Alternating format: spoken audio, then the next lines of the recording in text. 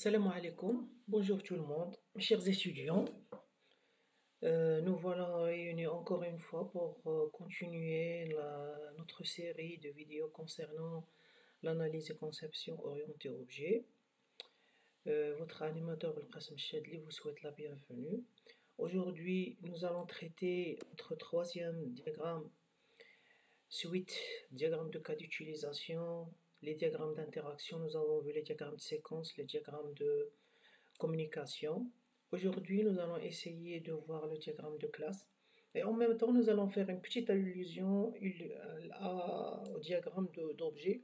Sinon, on reviendra en détail sur le diagramme d'objet qui permet de clarifier un petit peu quand il y a des ambiguïtés au niveau du diagramme de classe.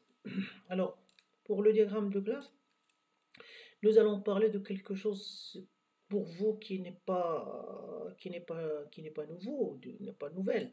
Nous allons parler des classes, les classes que nous avons utilisées dans la partie programmation orientée objet, les classes qui nous ont servi pour instancier des objets, ils nous ont servi pour réaliser l'héritage.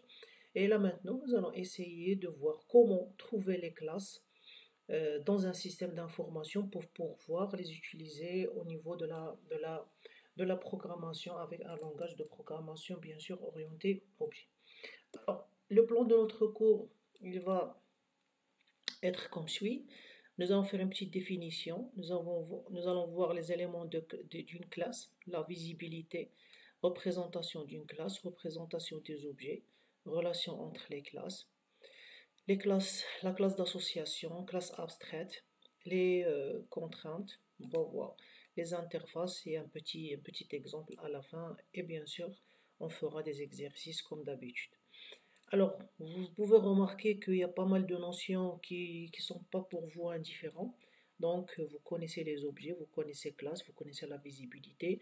Il y a pas mal de choses que nous avons traitées en classe et bien sûr, pour les gens qui ne sont pas mes étudiants, vous pouvez les suivre dans la série de la programmation orientée objet. Alors, le diagramme de classe est une représentation statique. Donc ici, nous allons dans un premier temps, d'accord, souligner la notion de statique. D'accord, on va souligner la notion de statique, ça veut dire nous allons nous intéresser à la partie, comme je vais vous le montrer tout à l'heure, à la partie attribut. D'accord? Pourquoi? Parce que tout simplement la partie méthode, c'est une partie qui sera déduite à partir des diagrammes d'interaction. Je vous ai déjà fait allusion à ça quand je vous ai parlé de diagramme de séquence. Alors, il permet au concepteur de visualiser les relations interclasses dans un système. Ok. Donc, on va voir, on va dessiner les classes et on va essayer de voir quelle est la relation entre ces classes. D'accord? C'est d'un côté. Nous allons aussi voir une classe qui décrit un ensemble d'éléments.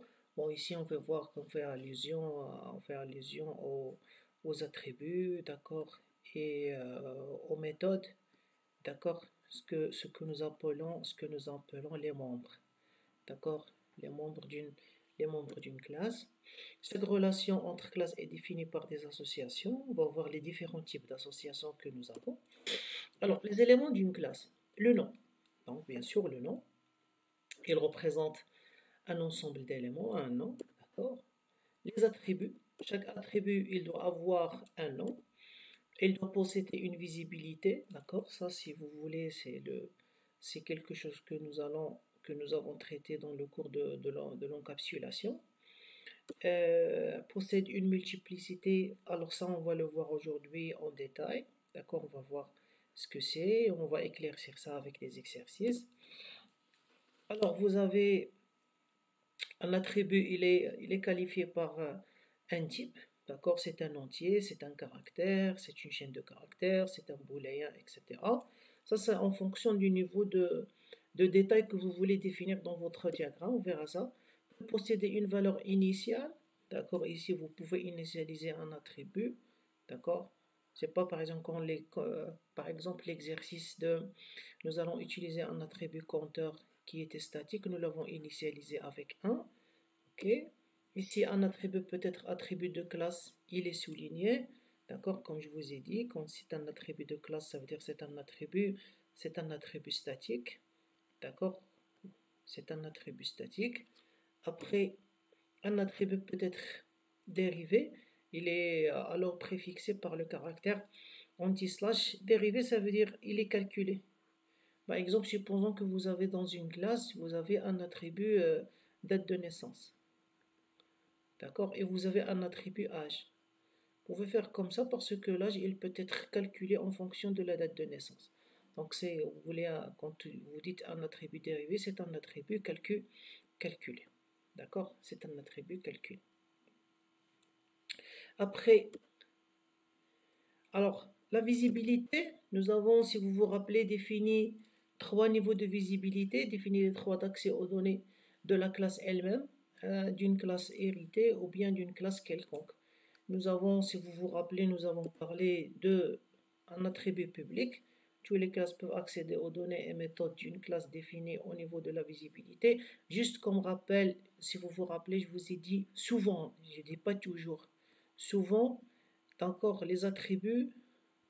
souvent les attributs sont private. Parfois, ils peuvent être protected. D'accord? D'accord? Et souvent, les méthodes sont publiques. D'accord? Les méthodes sont publiques, souvent. Mais pas toujours. Hein. Je vous ai toujours dit, il y a quelques cas d'exception, d'accord, où les méthodes peuvent être private, ou les attributs ils peuvent être publics. D'accord, vous pouvez revenir sur mon cours de la programmation orientée objet pour voir ça. Alors, protéger, l'accès aux données est réservé en fonction des classes héritées. D'accord, ça veut dire une classe fille, on verra l'héritage aujourd'hui, elle peut voir les attributs d'une classe mère. D'accord? Eh bien, vous avez la visibilité la plus stricte, c'est la visibilité private, ça veut dire les données, l'accès aux données, il est limité à la classe elle-même. Ok? Les éléments d'une classe, toujours les opérations ou les méthodes.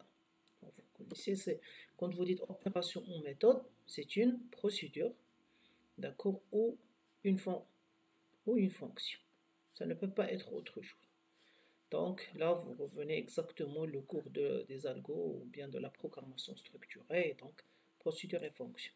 Alors, elle aussi, elle possède une visibilité, souvent il est d'ordre public, d'accord. Un nom qui la qualifie, d'accord, bien sûr, une procédure, elle a un nom, et des arguments, d'accord, vous avez toujours dans une procédure, vous avez des paramètres, d'accord, optionnels, vous pouvez en avoir, vous pouvez ne pas en avoir. D'accord, si c'est une fonction, d'accord, c'est donc vous devez avoir un type. Et si c'est une procédure, c'est une void. D'accord, elle ne retourne rien. Bien sûr, quand je dis void, c'est sur C, c'est sur C++, sur C#, sur Java. D'accord, donc. Et des propriétés. D'accord, avoir des propriétés. Alors, représentation d'une classe. C'est très simple. Quand on représente une classe, et là ça dépend du niveau de la représentation. Souvent la classe c'est un rectangle divisé en 3 parties. La partie du nom, la partie des attributs et la partie des méthodes. D'accord?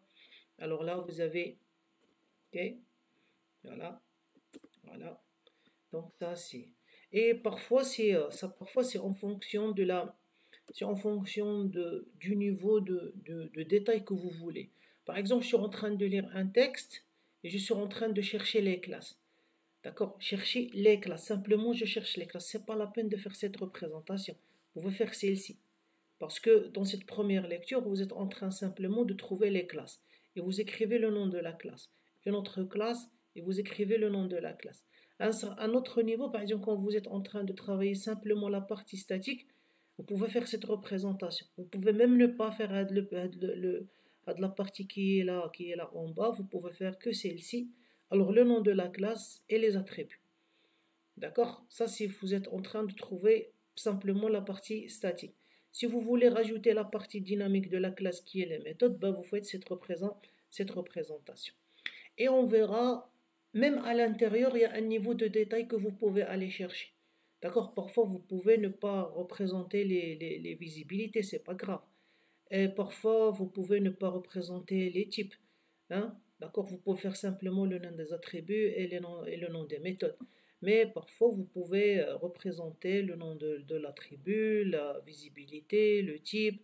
Est-ce que c'est un attribut statique ou pas? Est-ce qu'il est initialisé ou pas? Donc, vous voyez, vous avez plusieurs représentations et vous choisissez la représentation qui vous convient en fonction du degré de détail que vous êtes en train de chercher. Alors, bon, quand on dit représentation des objets, nous sommes dans un diagramme d'objets. Hein. Alors, par exemple, ici, regardez, en voyant comme ça, je vous ai déjà parlé de ça dans le diagramme de classe, ça veut dire que formateur, c'est une classe. F1, c'est une instance de classe qui est nommée F1. Ça veut dire, ça, là, vous parlez d'instance. Donc, vous parlez d'un objet. D'accord, objet, instance de la classe formateur. Et qui se nomme A de l'instance ID et se nomme F1. Ici, vous regardez, vous avez une instance qui s'appelle M1. Et là, vous avez une autre instance qui s'appelle M2.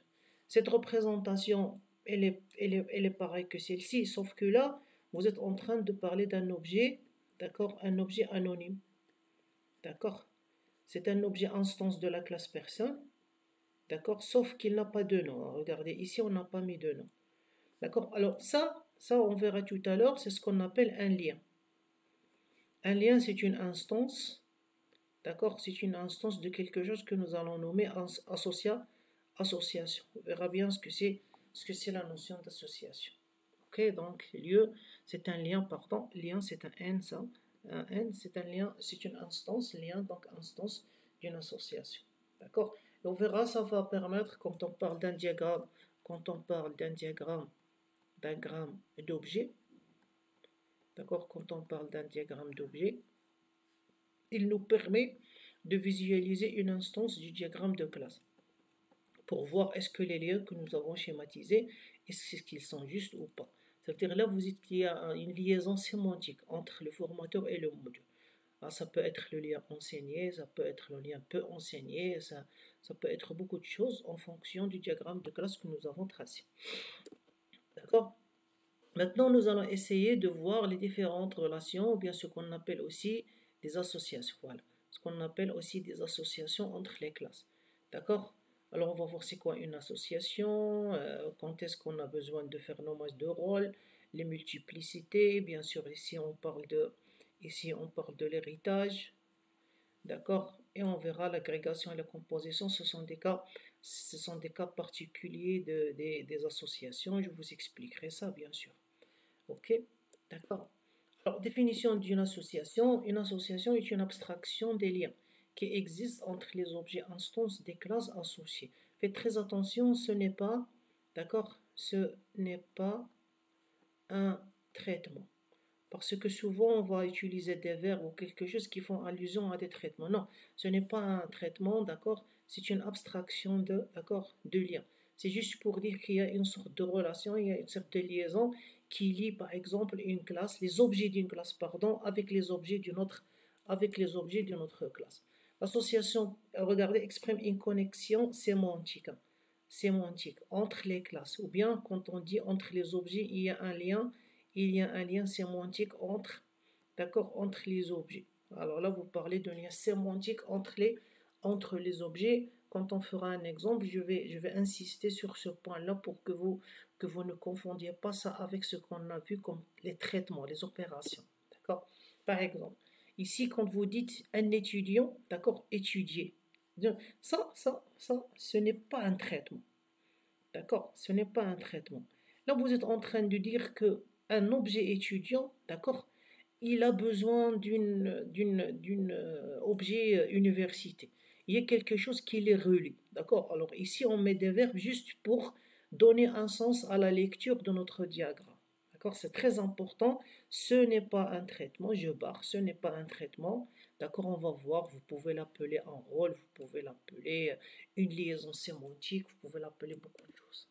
D'accord, donc ça c'est une association. Ok, d'accord. Parfois il n'y a pas de verbe quand les choses sont claires. Par exemple, vous pouvez dire, bah oui, l'étudiant il fait quoi dans l'université? bah, il étudie, donc je peux ne pas mettre ça. Mais parfois il y a des confusions, on verra dans quelques diagrammes. Parfois, il faut mettre un verbe pour faciliter un petit peu la lecture de notre diagramme. Alors ça, c'est un diagramme de classe, et ça, c'est un diagramme d'objet.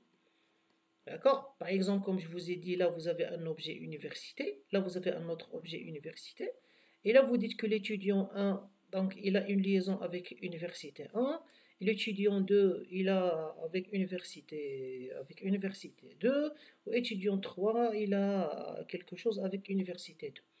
Et rappelez-vous de ça, on reviendra sur ça pour éclaircir la notion des multiplicités. D'accord? Les multiplicités. On va voir ça. Quand on va arriver à la phase de la multiplicité, on aura besoin du diagramme d'objet pour essayer d'éclaircir mieux, d'accord, la notion de multiplicité au niveau de classe. Parce que là, on va voir, on doit rajouter ici des éléments. D'accord? On doit rajouter ici des éléments, pardon. On va rajouter ici des éléments, là et là. On va rajouter des éléments. Et on verra ces éléments qu'on va rajouter là, ça s'appelle multiplicité. Et cette multiplicité, elle éclaircit ce que nous sommes en train de voir de ce côté et ce que nous sommes en train de voir de ce côté-là. D'accord? Je vous expliquerai ça une fois nous allons arriver sur la partie association et j'aurai besoin de ça. D'accord? J'aurai par exemple ici, regardez, vous allez dire que dans l'université 1, regardez, il y a combien de personnes qui ont des liens avec l'objet université 1? Alors vous allez dire, ah oui, il y a plusieurs.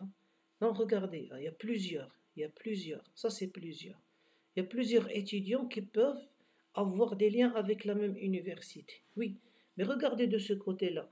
Vous avez toujours remarqué que quand vous parlez d'un étudiant, il a toujours une liaison avec une seule université. Hada, il est en université 1, donc toujours un seul objet, instance de la classe université. Et on verra un mélange avec plusieurs, 1 et 0, ça va nous donner quelque chose qui s'appelle multiplicité. Alors, une association. Alors, les associations NR connectent plusieurs classes entre elles. Par exemple, les associations sont très peu utilisées parce qu'ils sont ambigus. Je vous explique ça tout de suite sur l'exemple. Lorsqu'il faut relier plusieurs classes, le symbole d'un losange permet de faire la connexion. Par exemple, parfois, on n'a pas le choix. Par exemple, regardez. Par exemple, ici, quand vous parlez d'un prof, un formateur, il enseigne un étudiant, mais dans une salle. Si vous faites cette liaison, si vous faites les deux liaisons à la place de celle-ci, si vous faites les deux associations, par exemple, vous allez dire que monsieur F1, il travaille dans salle 1 et que monsieur F1, il travaille dans salle 2. Et il peut aussi travailler, monsieur F1, il peut aussi travailler dans salle 3. Et là, vous allez dire avec celle-ci, vous allez dire, bah, et là, vous avez monsieur F2, lui aussi, il travaille dans salle 2. Si je viens, je vous dis, vous avez un étudiant 1 qui a un cours dans salle 2. Et là, vous avez un problème. Vous avez monsieur F1 qui travaille vous avez monsieur F1 qui travaille dans salle 2 et vous avez monsieur F2 qui aussi travaille dans salle 2. Alors moi, si je vous pose la question, monsieur 1, il a un cours dans salle 2 chez F2 ou chez F1? Alors là, vous ne pouvez pas me répondre parce que les liaisons que vous avez ne le permettent pas. Par contre, celle-ci, elle veut bien dire, celle-ci, Hadi, quand vous parlez de Hadi, elle veut bien dire que monsieur F1, il donne un cours à monsieur E1 dans salle 2. Que monsieur F2, il donne un cours à monsieur E3 dans salle 3, la salle 4, et à ça. Elle est plus précise que les deux associations-là. Mais ça reste à dire que je mets ça si vraiment j'en ai besoin, si j'ai besoin de retrouver cette information. Alors si j'ai besoin de retrouver l'information telle qu'elle est, alors je dois faire ce qu'on appelle ici, vous avez une association, normalement c'est une association ternaire. Parce que les associations, nous en avons, on verra le degré d'association. Vous avez une association binaire, ça veut dire qui associe deux classes. Vous avez une association ternaire qui associe trois classes. Vous avez une association quaternaire. D'accord? Vous avez une association quaternaire qui relie quatre classes.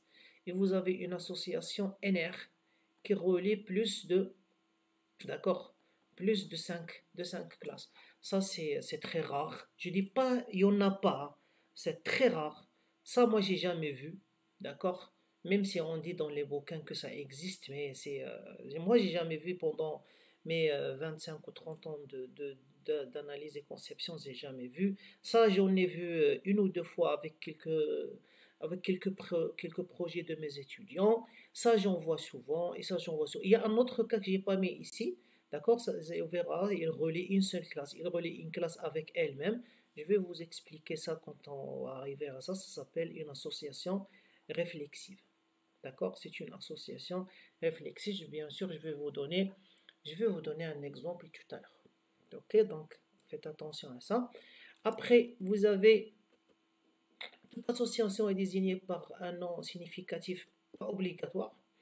On ajoute une direction à côté du nom de l'association pas obligatoire. D'accord? Mais c'est préférable. Par exemple, regardez. Vous voyez? Par exemple, imaginez si vous n'avez pas mis ça. Alors moi, automatiquement, je vais dire un étudiant étudie dans une université parce que c'est le plus proche. C'est l'usuel, c'est ce que nous utilisons toujours. D'accord? Alors après, par exemple, ici, regardez, là je vais vous dire. Donc là, le nom, il est important là. Le nom, il est important. Si par exemple, vous n'avez rien mis ici, si vous n'avez pas mis ça, alors ça c'est clair, parce que l'université, l'étudiant ne peut pas héberger l'université. C'est clair que l'université, c'est elle qui va héberger l'étudiant. Mais parfois, vous avez un verbe qui peut se lire dans les deux sens. Alors pour dire que voilà le sens de la lecture du verbe, bien vous ajoutez quoi? Vous ajoutez une flèche. Ne confondez pas la flèche de la lecture avec ce qu'on va voir tout à l'heure, la navigabilité. Ne pas confondre, d'accord? Ne pas confondre cette flèche. Ne pas confondre, s'il vous plaît, avec, d'accord, la navigabilité. On va voir ça tout à l'heure. Ne pas confondre avec la navigabilité. Par exemple, là, vous avez étudiant étudie dans une université. Une voiture possède des roues. Alors, c'est pas encore complet. Comme je vous ai dit tout à l'heure, il y a toujours ce qui manque ici. Ben, il y a toujours ce qu'on appelle les multiplicités. Il faut bien sûr il faut voir ça. Ok, il faut voir ça. Ok. Ok, donc, alors voici, nous sommes sur la navigabilité. Là, vous avez une flèche de lecture. D'accord, là, vous avez une flèche de lecture. Et là, d'accord, là, vous avez une navigabilité. Ça veut dire, regardez, ici, on n'a rien mis. On n'a rien mis. Donc, c'est une association, ce qu'on appelle une association bidirectionnelle. D'accord, c'est une association bidirectionnelle. Là, vous avez une association unidirectionnelle. Unidirectionnelle. D'accord. Alors, ça veut dire ça en fonction des multiplicités. Donc, je vais créer des objets de l'instance client, de la classe client, je vais les créer dans fournisseur. Là, c'est pas grave. Là, ici, vous allez dire dans une entreprise, on aura ici une collection. Dans une entreprise, il y aura ici une collection de salariés dans la classe, tout après. Et dans salarié, il y aura un objet, d'accord, il y aura un objet entreprise. Parce que après, je vais vous parler de la différence entre les classes que nous créons au niveau diagramme, au niveau papier, et entre les classes que nous allons créer au niveau programmation. Alors, il y a des choses qu'on va ajouter. Les choses qu'on va ajouter, normalement, ils dépendent de la navigabilité et des multiplicités. D'accord? Ils dépendent de la navigabilité et des multiplicités. Par exemple, quand vous allez dessiner ça, par exemple, normalement, supposons par exemple, vous êtes dans votre papier, vous avez une idée d'entreprise et vous avez un nom. Et là, pour salarié, par exemple, vous avez le ID salarié, vous avez le nom, vous avez le prénom. D'accord? Donc, là, sur papier, ça y est, c'est bon. Ça, c'est notre diagramme de classe. Question qui se pose. Avec C# ou Java, qu'est-ce que vous allez écrire? Alors, quand vous allez écrire public, classe, entreprise, d'accord? Vous allez créer dans votre classe entreprise le ID et vous allez créer le nom, mais vous êtes obligé de rajouter une liste de quoi? Une liste de salariés. D'accord? Regardez, la liste de salariés n'est pas là. D'accord? Pourquoi elle n'est pas là? Parce que là, on était sur classe papier. Alors, sur la présentation, là, il fallait, parce que vous allez dire tout à l'heure que dans une entreprise, vous avez plusieurs salariés. Vous avez plusieurs salariés. Shahada ou plusieurs salariés, c'est elle qui est devenue une collection dans la classe entreprise. Et quand vous allez créer la classe, salarié, vous avez le ID, vous avez le nom et vous devez créer un objet, d'accord, un objet entreprise. L'objet entreprise, c'est lui qui détermine l'entreprise dans laquelle travaille le salarié. Alors, pourquoi un seul objet? Parce que dans la multiplicité, un salarié travaille dans une seule entreprise. D'accord? Je reviendrai à chaque fois pour vous éclaircir ça, je reviendrai à chaque fois pour vous dire tout ça, vous allez voir, d'accord? C'est pas difficile. D'accord? Alors, comme je vous dis tout à l'heure, vous avez une bidirectionnelle, vous avez unidirectionnelle, etc. Le nommage des rôles, parfois il est important. Ça, c'est un rôle. Là, nous avons dit, là, c'est le nom de l'association.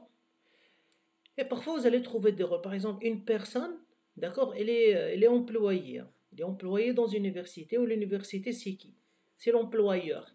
D'accord? Pour dire, par exemple, ici, parfois dans l'exemple, c'est clair, vous allez dire, mais pourquoi on va faire ça? Mais c'est clair que l'université, c'est elle qui va faire employer une personne. Je vais vous dire oui, d'accord? Mais là, faites très attention. Par exemple, là, vous avez regardé, je crois que vous n'avez jamais vu ça. Vous avez deux associations entre deux classes. Une association qui définit qu'une personne, elle est étudiante, et l'autre association, il dit qu'une personne, elle est un employé dans l'université. D'accord? Alors, là, les côtés on les appelle les rôles. D'accord? On les appelle les rôles. Par exemple, vous avez un client et un compte. Un client, il est titulaire de compte, ou c'est le compte d'un client. Parfois, si vous ne mettez pas les rôles, c'est pas clair. Par exemple, ici, si vous ne mettez pas de rôle, il n'y a pas de problème. C'est très clair. Parce que client, il est titulaire. D'accord? Mais parfois, vous allez voir, nous avons des associations dont les rôles ne sont pas clairs. Ça serait bien de les mettre, mais ce n'est pas une obligation. Mais vous devez avoir ça en tête. Les multiplicités, comme je vous ai dit tout à l'heure, d'accord, quand vous parlez de multiplicité, les multiplicités se composent de le 0, le 1 et l'étoile. Et souvent une multiplicité, c'est comme si vous avez écrit 1, 1. Souvent, une multiplicité, elle se compose de deux parties. D'accord? Par exemple, ça, je vais la nommer la multiplicité minimale et deux points et la multiplicité maximale. D'accord? Qu'est-ce que ça veut dire la multiplicité minimale et la multiplicité maximale? C'est très simple. Par exemple, si on prend un diagramme d'objet de ça, comme celui que je vous ai montré en haut. Alors vous avez un objet E1, c'est un étudiant. Vous avez un objet E2, c'est un étudiant. Vous avez un objet E3, c'est un étudiant. Vous avez un objet E4, c'est un étudiant. Alors on va parler de cette association. Alors, une personne, là c'est des personnes. Ça, c'est des personnes. Ça, ce sont tous des objets instances de la classe personne. Et là, vous avez U1, c'est une université, U2, c'est une université, U3, c'est une université. Alors, si on parle de cette multiplicité, de cette association, étudier, dans une personne, il peut étudier dans combien d'universités en même temps? Une seule. Donc, Hada, vous allez le trouver là, par exemple. Ou Hada, vous allez le trouver là, par exemple. Ou Hada, vous allez le trouver là. Ou Hada, il étudie là, par exemple. Donc, non, je parle de ça. D'accord? Un étudiant, regardez, la sortie de l'objet étudiant, vous avez toujours une seule branche qui sort. Très bien. Donc là, vous optez sur un. Par exemple, est-ce que vous allez trouver quelqu'un qui est personnel et il n'étudie dans aucune université? Peut-être, vous allez dire peut-être. Donc là, il y a 0 qui sort. D'accord?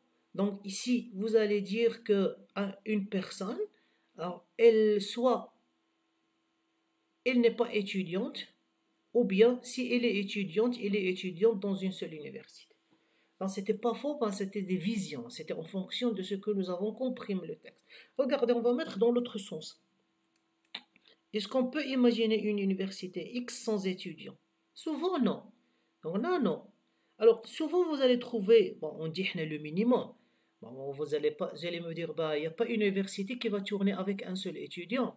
Je vais vous dire oui, mais là, on va prendre le strict minimum. Le strict minimum, c'est une université contient au moins un étudiant. Mais là, elle peut contenir plusieurs. Alors, on va le schématiser comment? Le 1, il représente le 1. Ou le plusieurs, il représente ce qu'on peut avoir. On peut avoir plusieurs. La même chose ici, une personne, regardez, une personne. Une personne, c'est un étudiant. Si elle est étudiante, ça veut dire qu'elle ne travaille pas à l'université. Ça veut dire vous pouvez avoir un objet personne qui ne travaille pas. Zéro, zéro, il ne travaille pas. Et si la personne, elle travaille, elle ne peut pas travailler dans deux universités en même temps. Donc, il ne peut travailler que dans une seule université. Et dans une université, vous allez trouver que vous avez un ou plusieurs personnes qui travaillent dans l'université. D'accord? Pour les gens qui ont déjà fait du Meurize, j'attire votre attention. Attention, c'est le contraire de Meurize. Meurize, elle a tendance à mettre le 0,1 de ce côté-là ou le 1 ou plusieurs de l'autre côté. Donc Meurize, par exemple, vous allez avoir ici un N et vous allez avoir ici 0, 0, 1. Ici, vous allez avoir 0, 1 et ici, vous allez avoir un N. Attention, c'est pas Meurize, c'est l'inverse. C'est l'inverse de Meurize. Donc, alors, vous allez après jouer avec un ensemble de multiplicités. Regardez, il se passe toujours entre 1, plusieurs, 0, plus. Donc, vous avez toujours soit des règles. Parfois, vous allez trouver 2, 4. Vous allez trouver 3, 8. Vous allez trouver 3, plusieurs. D'accord, vous pouvez trouver 0, 4. Mais ça, c'est pas grave, c'est en fonction du détail qu'on va vous donner. Mais là, vous devez faire très attention, la cardinalité minimale doit toujours être inférieure ou égale à la cardinalité maximale. Ça veut dire que vous ne pouvez pas trouver 4, 2. Vous ne pouvez pas trouver un 0. D'accord, ça c'est interdit. D'accord, parce que regardez, là je vous ai écrit cardinalité, multiplicité minimale et multiplicité maximale qui sont séparées avec 2 points sur la même ligne. D'accord, donc et on reviendra bien sûr toujours quand on va éclaircir un petit peu les exercices. Vous allez voir, ça va devenir encore plus clair. Alors maintenant, on va voir une partie que vous connaissez déjà. C'est l'héritage. C'est l'héritage. Alors quand est-ce qu'on va utiliser l'héritage? On va utiliser l'héritage. C'est très simple. Quand vous avez, par exemple, regardez, voiture et camion. Si vous avez des membres dans voiture et des membres dans camion qui sont les mêmes, alors au lieu de les schématiser là et là, on va créer une classe qui va contenir les deux. Par exemple, si vous avez une classe employée, vous avez une classe employée qui a le ID et le nom, et vous allez dire nous avons un commercial. D'accord, un commercial, lui aussi, il a le ID, il a le nom, il a le chiffre d'affaires. Remarquez que on peut dire que le commercial est un employé. D'accord, le commercial est un employé. Alors, automatiquement, je peux dire que le commercial va hériter d'employé. Je ne vais pas schématiser le ID et le nom ici. D'accord, si vous voulez plus de détails, revenez sur mes vidéos de la programmation orientée objet.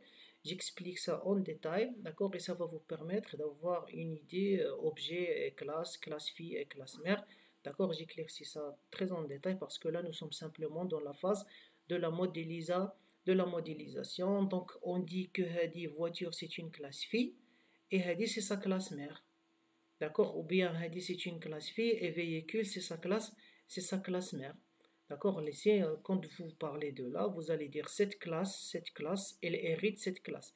Et voilà comment on fait la modélisation entre classe fille et classe mère. Voilà comment on fait l'héritage avec un losange qui est fermé. D'accord, pour faire l'héritage entre une classe fille et une classe mère. Votre animateur Belkacem Chadli vous remercie pour cette première partie de diagramme de classe et on se donne rendez-vous dans la deuxième partie, Inch'Allah. Merci beaucoup.